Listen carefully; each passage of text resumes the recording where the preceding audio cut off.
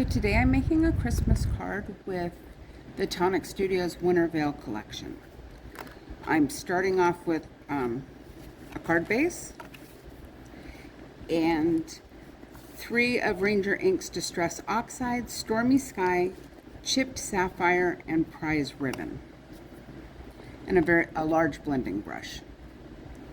So I'm going to start off with Stormy Sky, and I'm just going to swirl it onto the card all the way from the base to the top. I don't want this one terribly dark. It can be dark in spots. That adds to the interest.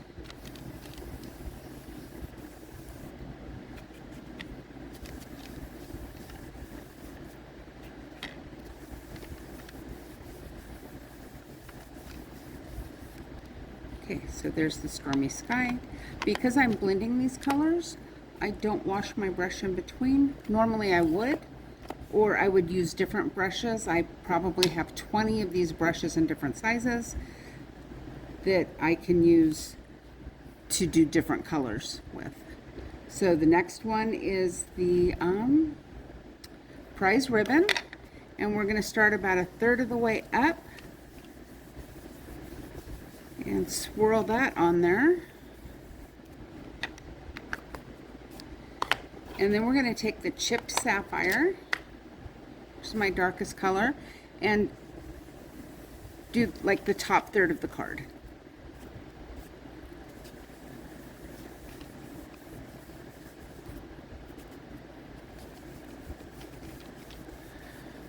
Underneath my workspace, or my workspace here, I have a Teflon sheet that's used to line an oven. They're relatively inexpensive. They clean up really well. You can mix paints and everything on them, and I really like it to protect my tabletop. And then on top of that, I have a sheet of packing paper left from when we moved here 5 years ago. I have a big roll of it, so I figured I would just use it for my blending purposes. Keep everything on my desk clean. So I am happy with this card now. And now we're going to start with the stenciling. So the first thing that I'm going to stencil, this is the stencil from the Tonic Studios Winter Veil collection, and I'm going to line the snowflake parts up with the top of my card. So it cuts off right here. I want that right at the top of the card. I don't want blank space. I want it looking like the snowflake is falling there. I have some white pigment ink. You can use any white pigment ink. The pigment inks are really nice. They're dark, and it can go right on top of this blue ink, and it'll make some really, really nice snowflakes and stars.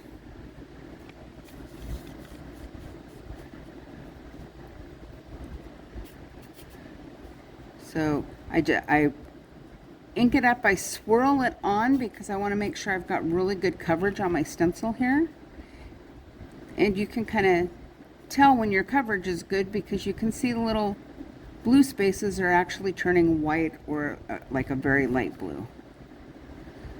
I'm going to do all my big stars first while I'm holding the stencil firmly in place, and my big snowflakes. And I want plenty of ink. I want this to show up on that blue background.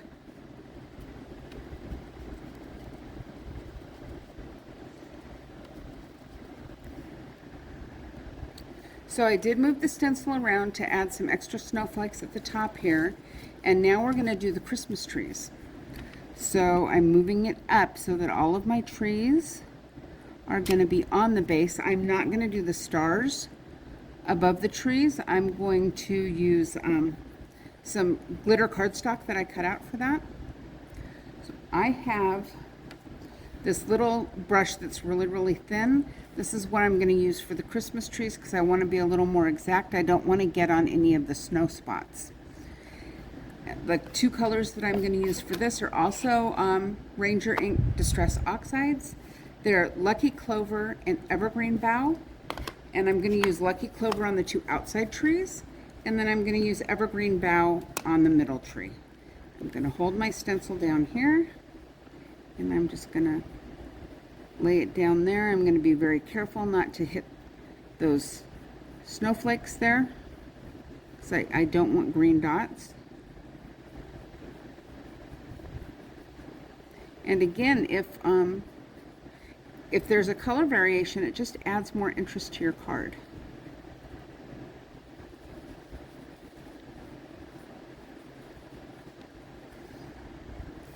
So again, because they're all colors of green, and I don't mind if they blend a little bit, I am using the same brush for the middle tree that's in a different color.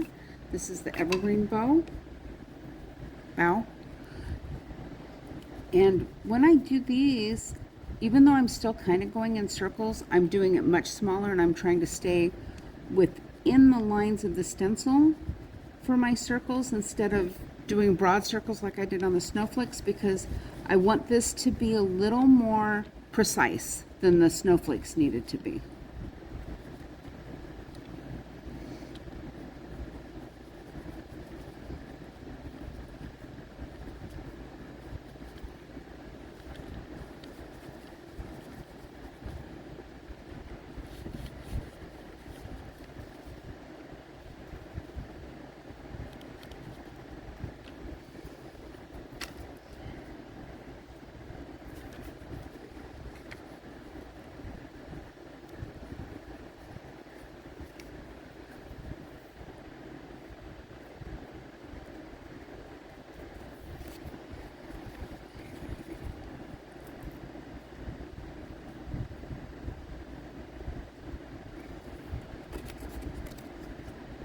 All right, I am satisfied with the way it looks. There's what it looks like when I'm done with the stencils. And you can clean your stencils just with dish soap and water. The same with, I clean my blending brushes with Dawn dish soap and water. So now I've got a really nice card base here. It's got the two colors of Christmas trees. It's got a variegated blue background, and it's got those snowflakes that were done on top of the background in white. And I think it looks really nice. And now we're going to add our stars and our sentiment. So the stars are also from the Winter Veil. They're one of the dies. And in the description above, telling you that I'm starting on my Christmas cards, I did put a link for Tonic Studios so that you can look. Even though this collection is from last year, it is still available. And the papers with it are really, really pretty also. So we'll, and I'll show you some of those papers in just a minute as soon as we get these stars on here. So this was a die that had a bunch of different stars. I think there were 4 sizes. So this is the biggest size. And I want my stars to stand out a little bit, and because they are on kind of a thin chipboard, it adds a little dimension.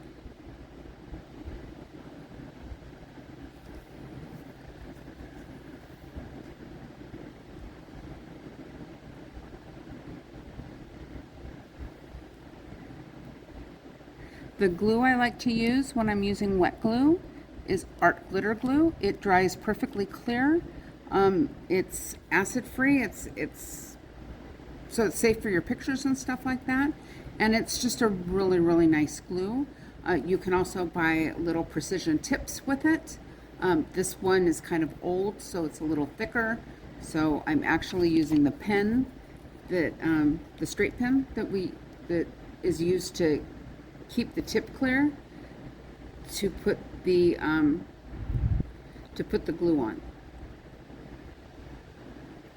When we moved to Pahrump, almost 6 years ago now, we didn't have I didn't have a dedicated craft space, and my stuff was just kind of scattered out all over the place. So, you know, glue, if you don't use it, tends to get a little thick, but it's still very usable. So this sentiment is also from the Winter Veil collection, and I stamped these last year, so I don't remember exactly what color, but they are a blue. And I took the cardstock and I inked up the edges in the same blue also, just to give it a little extra pizzazz.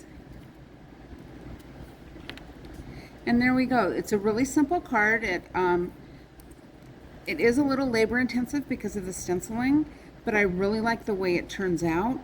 It's not too much over the top, but it ends up being a really, really pretty card. So the Winter's Veil collection is a really nice collection. One of the dies, or two of the dies, are houses. So this one has a school and a church, and a couple of houses, some trees, and a stoplight. The other one has houses and some snowmen. One of the embossing folders, the small snowflake folder, I embossed on silver metallic paper, and you can see it just turns out really, really pretty. Another element they have available, this is called foil fusion, and what it is if you don't have a heat tool or one of those heat presses, this is adhesive, and you cut out the adhesive and you put it on your card base or on your cardstock, and then you put the foil over the top of it, and the foil, and burnish it a little bit. The foil will stick to it, and when you peel the foil off, you'll have that very pretty snowflake or star. More snowflakes and stars right there on your cardstock to fussy cut, or if you're doing it directly on your card base, it's there. And I just think these are really, really cool. I do have a couple of different heat tools, but I really like using the foil fusion also. So this is the dies. So there's a Christmas tree, there's a deer with antlers, there's several snowflakes, and then those are your two little houses, sets of houses that come on a strip. And sometimes when I'm making the 4 1/4 by 5 1/2 cards, this is a little bit too long, but I just cut it to fit, and then I can put the leftover pieces together on a different card. These are the different papers. So you've got the snowflake paper, you've got like a poinsettia paper, you've got a Christmas tree paper, you've got a paper with the deer, a snowflake paper in gray, and then this like shiplap paper with interesting spots and elements on it.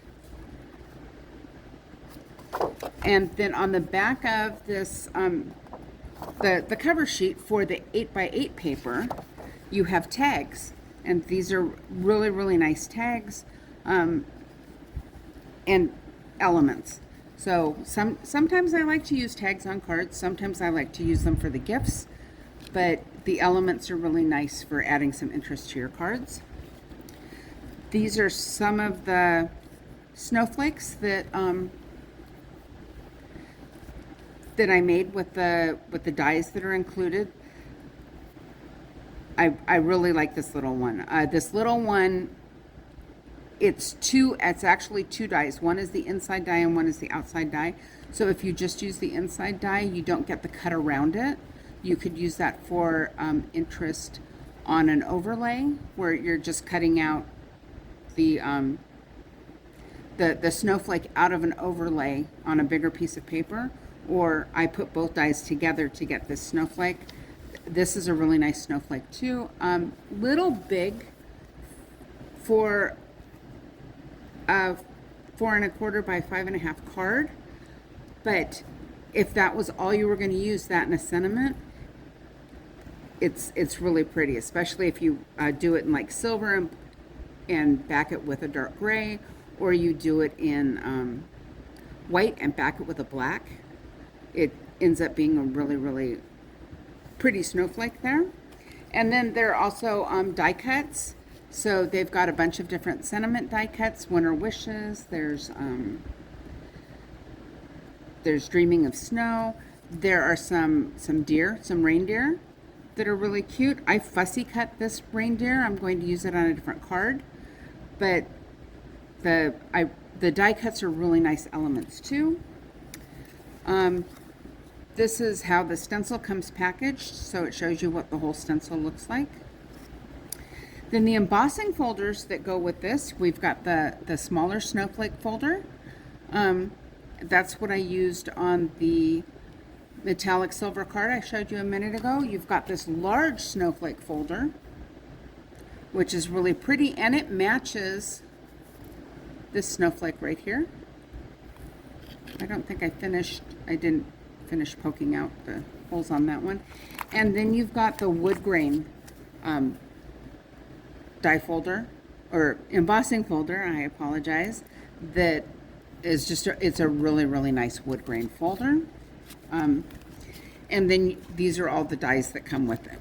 So you've got your various snowflakes. This is the Christmas tree. You've got all your sentiments, and then you've got some, falling snow with stars, and your reindeer. So I really do like this set. I used it for a lot of cards last year. I plan on using it for a lot of cards this year. Here's the other side of the package, so you can see, how they stamp. And I just really enjoy this kit, and I hope you enjoyed making this card with me. Thank you for watching.